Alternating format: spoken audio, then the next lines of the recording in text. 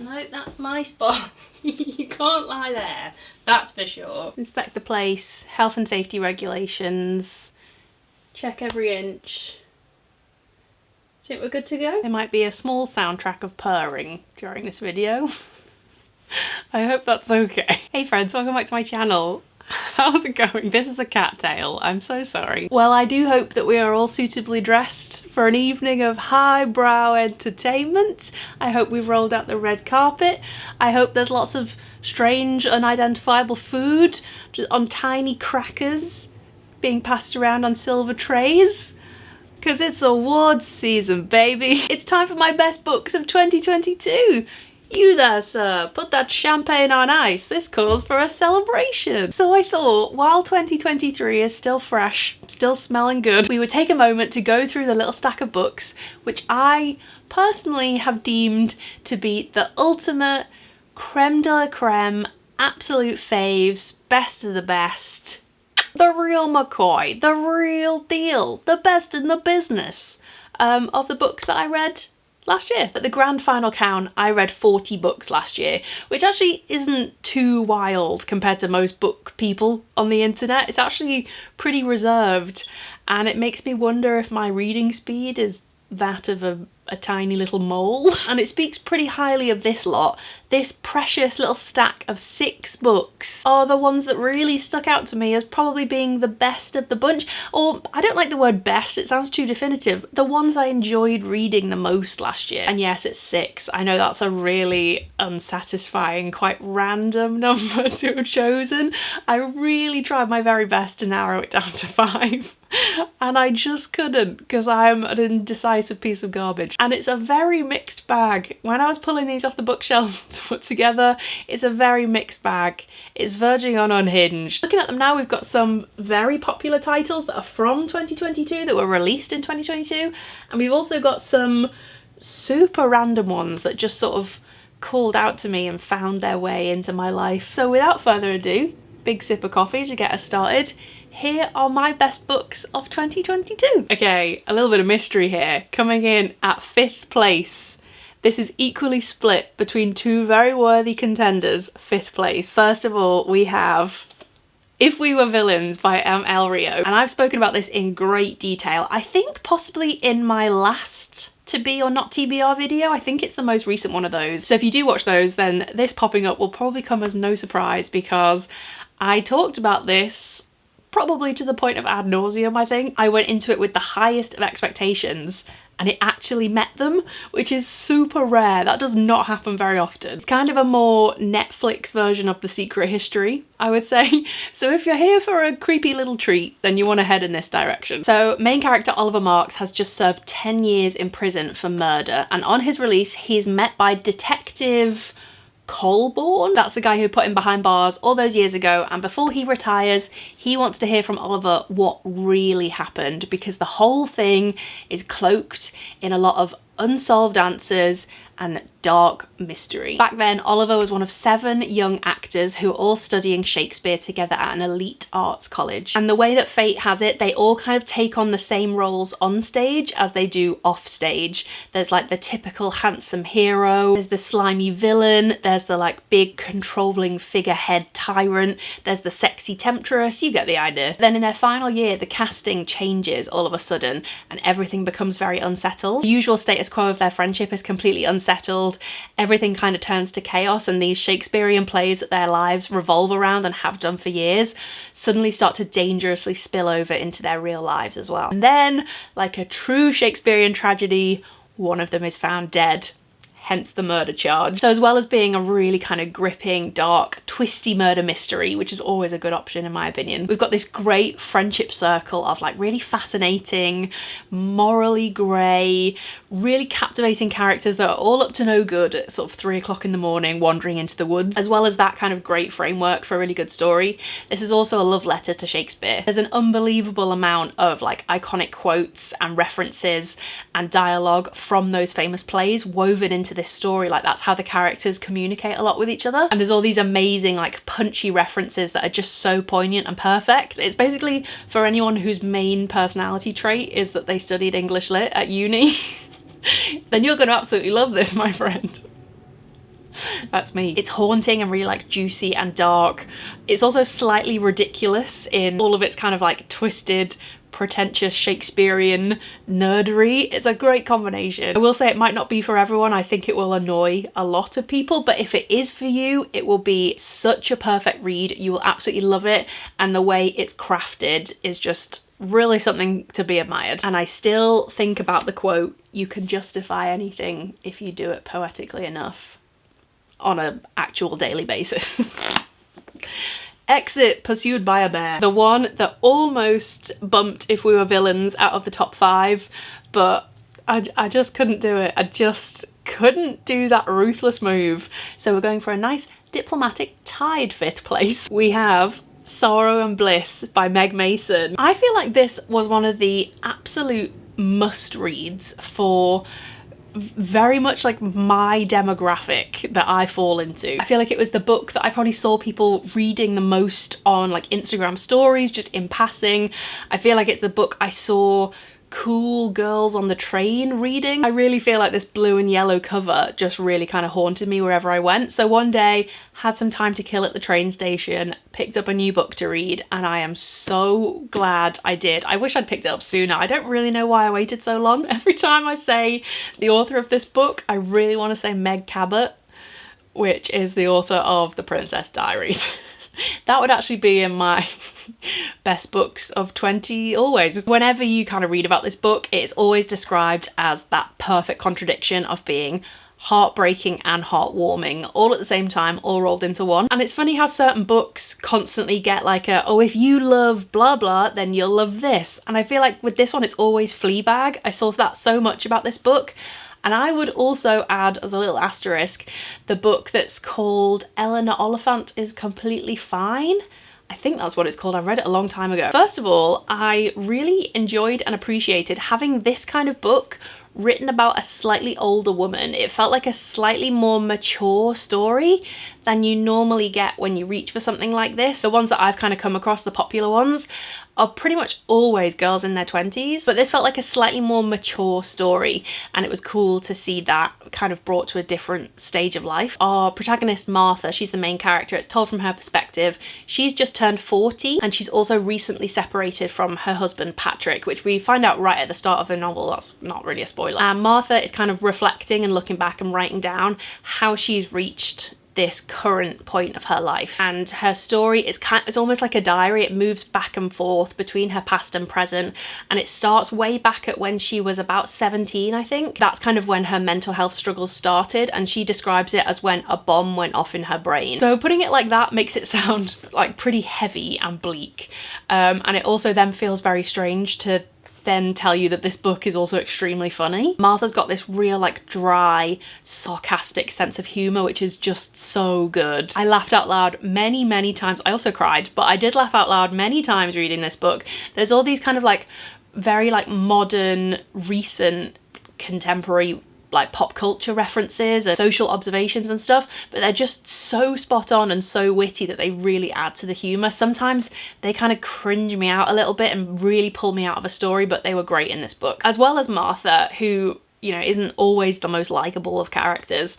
There's this great like supporting cast of characters all around her who are all so well formed, really all kind of shine in their own light and feel like a very realistic family. And there's just a lot of really good humour in there. It's kind of regardless and in spite of everything that she's experiencing, that humour still continues.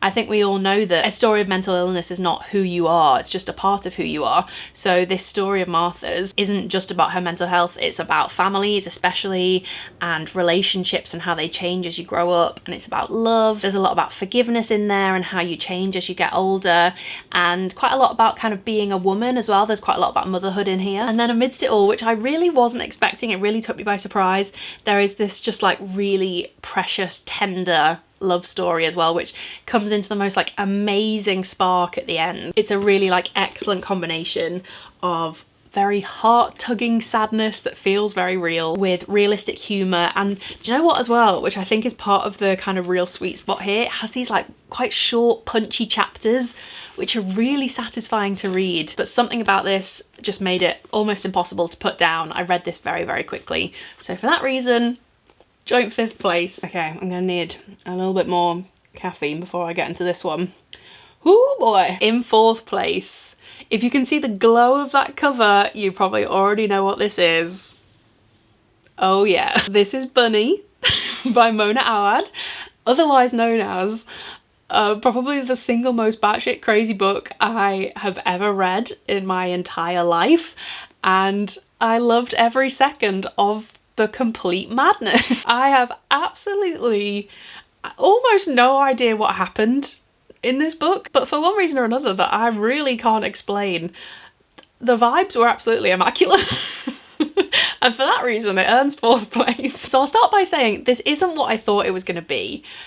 So Bunny quite often these days ranks in the kind of lists of dark academia must-read books. So then along with the kind of constant comparisons that it gets to like being like a dark Mean Girls, I thought I knew exactly what I was picking up here. I thought I was going to be reading like a girly teen cult secret history inspired, like, you know, a healthy little bit of like pretentious, intelligent teenagers murdering each other between school days, like along those lines. That's what I thought I was going to read here, but it's not that, although if that exists I would love to read that. That sounds really good. Samantha, our main character, she's a graduate student and she has to go to workshop at college to complete her creative writing, and the only other students in her workshop alongside with her just so happen to be this group of 4, I think it's 4 of them, like super cliquey young women. They all have perfect hair, they all wear like immaculate dresses covered in cupcakes and rainbows and tiny bunny rabbits. They all eat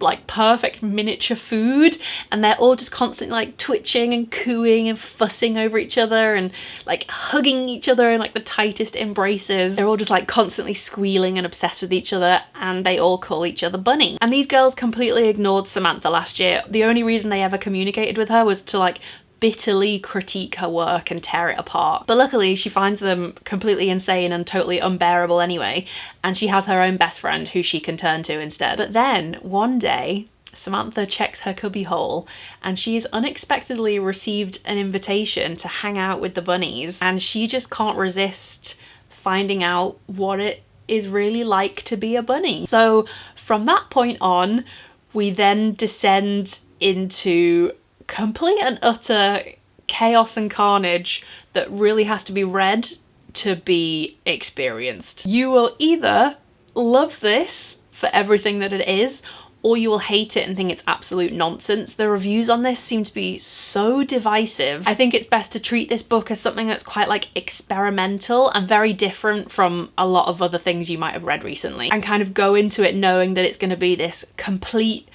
magical realism fever dream. You know, like when you're ill and you have the maddest dreams, you wake up covered in sweat and you're just like, what is my brain doing? It's all about expecting the unexpected. Take it as just like a whack of satire that is also full of quite like funny, very twisted horror gore in quite like a campy way. But then at the same time it is also touching on some quite interesting topics like loneliness and self-isolation when it comes to your mental health, and quite dark things like that at the same time. Rather than Mean Girls, I think it's way more along the lines of like, imagine if Heathers or The Craft was rewritten by someone who had also enjoyed a smorgasbord of hallucinogenics. Somewhere along those lines. Well, I'm actually very surprised that this hasn't become a film yet. I feel like it's inevitable and it'll be one of those films that teenagers like really define themselves by. I still think about this book all the time, honestly. Months after reading it, this book still kind of plays in the back of my brain. I always think a reading experience like that carries quite a lot of weight. Obviously, you know, it really kind of has made an impact. And it's just really like weird and disturbing, but also quite camp and silly, as well as being dark at the same time, which is quite a sweet combination. And you know, maybe the crux of all this, maybe it's actually very revealing to your personality. And maybe this just means that I actually really wish I was a very rich, perfect, blonde demon girl who just constantly has perfect hair and rainbow dresses and eats tiny miniature fries after performing some like sacrificial rituals with her besties. Maybe that's what we all wish for, really. A little suspense and drama once again. This one just about scrapes into the category of being eligible for these awards, these prestigious awards, because I really distinctly remember I finished this within the first couple of days of 2022. I honestly truly just think that everyone should read this book, so who cares about logistics? Without further ado, we have Shuggie Bain by Douglas Stewart, and we just get cheerier and cheerier around here, don't we? We've gone from dark to sad to dark to sad. Was I okay in 2022? So Shuggie Bain, this might not have won favourite book of 2022, but it absolutely does win most likely to make you ugly cry, most likely to give you a little dose of emotional breakdown, most likely to take your heart when you're least expecting it, chew it up a little bit, throw it away, leave you crying on the cold hard ground. You get the idea. This is another one. I've spoken about this masterpiece before in a previous To Be or Not TBR video. Feels like a very long time ago though. But just quickly, I always say about this book whenever I'm kind of recommending it to anybody, I do think it's worth noting, this book really doesn't look like my vibe. So if you normally kind of have similar book tastes to me and you kind of trust my recommendations, but you look at this one, you're like, oh no, that's not for me. Please try and withhold judgments, because this is truly one of the best books I've ever read. And that is a fact. So don't be an idiot like me. Don't be a judgmental idiot like me who just goes wandering through the bookshop looking for floral gold foil and something about witches. Try something new today. So Shuggie Bain, this is the story of Shuggie. I think his real name is Hugh, but everyone calls him Shuggie. This charts his childhood from the ages of 6 to 16 all the way through into being a teenager. And that part of his life takes place in the 1980s in Glasgow, and specifically the very poor, poverty-stricken, working class area of Glasgow at that time. But Shuggie, who's growing up against that picture, is just kind of doing what kids do and getting on with it. And he's also just kind of starting to become aware that he doesn't really fit in with the other kids that are around him either. So despite all that, despite the title as well, I guess, this book is actually more about Shuggie's mum, Agnes. It's kind of more her story. The two of them are kind of the main characters that we become so close with. And he is absolutely besotted with his mum. He absolutely loves her to pieces. She's a single mum in poverty. She's also a really, really struggling alcoholic. And even now, like a whole year on, the main feeling that I really remember really resonating in this story, actually, while I was reading it, is the very real, like very relatable for a lot of people as well, I think, the very painful feeling that Shuggie has towards his mum of like really kind of deeply loving somebody that continues to fail you over and over. Your love kind of keeps you sticking to them because they're also being failed by people that shouldn't be failing them. But the magical part of this book is that the sadness and kind of like the heaviness of the reality of this book comes in equal measure with the love that you can feel from these characters. Like the feeling of love and hope that literally like glows out of the pages as you're reading this book is quite amazing. I would say it's a masterclass in character crafting. Like, I still remember vividly the personality that these characters had, how real they felt to me, and the kind of affection and how much you're rooting for them feels equally real. Like they will absolutely break your heart. I'm finding it hard to kind of like figure out the phrasing, but I just think it's a real testament to the writing that you can make a subject and a story as heavy as this into something so beautiful. I think an author that can deliver that and make it feel so real is something very special. So protect Shuggie Bain at all costs. If you do read this book will stay with you for a very, very long time. And just make sure to brush up your Glaswegian accent before you dive into this one. Number 2. This is the curveball of the pile here. I don't think anyone will have seen this one coming, and I haven't talked about this on here before, so this is a real surprise. This is Miss Benson's Beetle by Rachel Joyce. My mum's going to be absolutely chuffed about this one because she actually chose this for me. She actually sent me a little care package.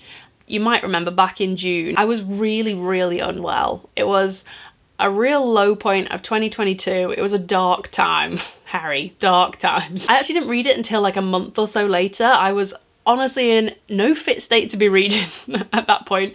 I was basically just like numbly watching the Kardashians. But I did reach for it. I got around to it a little bit later on because I was just intrigued to see what she'd picked out to send me and kind of like why she'd chosen this. And I just don't think I would ever have picked this up in a million years. I think like from the cover it just looks like a little bit twee. I don't know, I think I would have just seen this and thought that looks a bit naff, which is me being incredibly judgmental and an awful human being again. It's just an incredible surprise. It's such a hidden gem. It feels like a little pebble that you would pick off the beach and like rub it against your jacket and it turns out to be a little gem. It really just caught me off guard. So let's do a little summary. The year is 1950 and we've got our main character Marjorie Benson. She is a school teacher and a spinster, and she is simply just existing. She's just trying to get through life. She's surviving on scraps. She's got, you know, kind of really nothing special to her life. London is just kind of still reeling and recovering from the war. So it's a pretty kind of bleak grey time. And one day, Marjorie just wakes up and reaches her breaking point. She abandons her job, she just walks out, she abandons her confined existence, and she simply decides that instead she's gonna go on this expedition of a lifetime to the other side of the world, and she's gonna go in search of her childhood obsession, which happens to be an insect that may or may not even exist. Her father introduced her to it. She had a lifelong obsession with this beetle that might not even really be real, the golden beetle of New Caledonia. But she would rather not go it completely alone on this adventure, so she hires in the newspaper for an assistant to accompany her on this trek. And she ends up hiring Enid Pretty to be her assistant for this trip, who's the most kind of unexpected pairing you can possibly imagine. Enid is this like tight-fitting pink suit, sandals with pom-poms on, candy floss blonde hair, little kind of chihuahua. Together these two kind of middle-aged British women find themselves pulled into this huge adventure. It's bigger than they could have ever anticipated, and the friendship that then forms between them ends up being kind of equally as special. Oh, honestly, having like explained all that out loud just then, I just need this to be made into a film immediately. Probably Meryl Streep as Marjorie. I haven't really cast Enid in my head yet, but I just think this would make the most amazing film. If you like characters that are brilliantly crafted and like real unique characters, so perfectly crafted that you will completely fall in love with them and wish they were real and think about them months and months later. If you like female friendship that is so kind of out of the blue and unexpectedly pure and strong and genuine and really kind of hopeful and wholesome, and if you love wonderful descriptive writing that really takes you right into the setting, and a story that's really unique and exciting and adventurous with really suspenseful, dangerous plot twists, page after page that you just won't see coming, and a storyline that you probably can't really predict, this is the book for you, I promise. I also just found it a really refreshing, uplifting, wholesome reading experience to have a story about two middle-aged women who just share this great friendship, who are just off on an adventure. Like, I feel like that is such a rare approach for a story to take. I feel like the majority of books that I've read recently, the majority of popular fiction as well, I guess, would have you believe that adventure ends with one man and when you turn like 23. But I feel like Miss Benson's Beetle just goes against all of that and proves that that is completely wrong, and it's a really nice reminder. And the end epilogue is so great. It literally like made my heart soar. It is an underrated hidden jewel that will spark so much joy in you, along with the kind of sadness that really only comes when you finish a book that has felt real and that you felt a real connection to the characters. It's a special kind of sadness, and it's always just great, isn't it, to read a story that reminds you and inspires you to remember that it's never too late to chase a dream. And that is what this is all about. It is wholesome perfection. And last but absolutely not least, I mean obviously it's bloody number one, isn't it? Look at it, you know what it is, you already know what it is. Of course it is. It's Babel, baby! Or, to call it by its full title, Babel, or The Necessity of Violence, an Arcane History of the Oxford Translators' Revolution. address it by its full name, please. Put some respect on that title. I don't know how to put this other than this is a modern day masterpiece, and it was only ever going to be this at number 1 for me. It was absolutely never in doubt, but I am also kind of half dreading talking about this because I don't really know where to start. I guess let's start with an overview so that we're all on the same page, because as you can see there's a lot of pages that we could all be on. So we are going back to 1828 to meet Robin Swift. He's the main character of Babel. He's just been orphaned in Canton in China as a young boy, but then he is brought back to London by the mysterious Professor Lovell. So with the professor taking Robin under his wing, Robin starts this whole new life that completely revolves around academia and studying and reading. He rigorously trains for years. He basically does nothing else except study Latin, ancient Greek, and Chinese. His whole life revolves around studying those 3 languages, and it is all in preparation for the inevitable day that he will be sent to study at Oxford University, more specifically their very prestigious Royal Institute of Translation, also known as Babel. Not only is Babel the world centre for translation, it is also the centre for magic, more specifically known as silverworking. Silver is used magically in this universe. Silver is used for the art of manifesting the meaning in language that is inevitably lost when you translate one language to the other. It's quite a tricky concept to really kind of digest and wrap your brain around. It took me a little while. The magic of this silver can bring back that lost meaning, and there's a lot of power in that kind of lost language. Babel is kind of crucial, and it means that Britain holds a whole lot of power over the whole of the rest of the world, because the way that it holds all that really precious knowledge and power of language is really the ultimate thing that serves the empire in colonization. So I hope I've explained that vaguely well. It's basically a really interesting mix of historical fiction, non-fiction, and magical realism. I've never really read a book that combines all of that like this does. For Robin, once he gets to Oxford, it's a complete like utopia of knowledge. He loves books, he loves reading, and it's also the place of the only real friendships that he's ever known, the only real relationships, the only real connections that he's ever been able to know. He soon starts to realise that working for Babel and working under Babel, it means that he's actually betraying his motherland and the family that he had back in China. So it's all about this huge, powerful question of whether ancient, powerful institutions can ever really change, or if violence is really the only way for proper revolution. And it is like a really big, weighty, intelligent read that, you know, I found that it required my brain to fire up a few cogs that probably haven't been in business for quite some time. But don't be intimidated by this book, because page by page it's not intimidating. Page by page it's just a fantastic story that you will fall head over heels into. And yes, I did do a lot of that thing where you get to the end of the page and you're like, hang on, I haven't taken in anything that was just in the last 3 paragraphs. Let me go back and start again. And I also do think that this should probably come with some kind of like etymology degree certificate when you reach the end. I learned a lot reading this book. The sheer amount of research and backstory and learning and studying that has crafted this story is quite frankly amazing. It is an awe-inspiring piece of work. It's so ambitious and so impressive and covers so much ground.